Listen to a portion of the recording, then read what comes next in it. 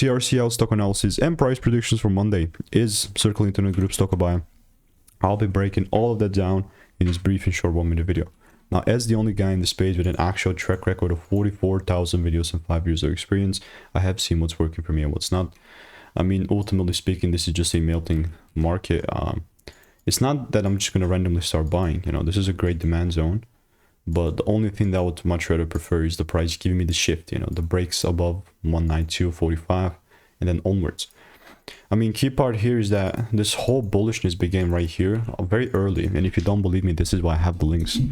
Just to show you the proof. You know what I mean? Like, it was 76 bucks at the time a month ago. And that was great. That was phenomenal. I mean, almost 2 months ago in 3 days. We reached from 76 to 300 bucks.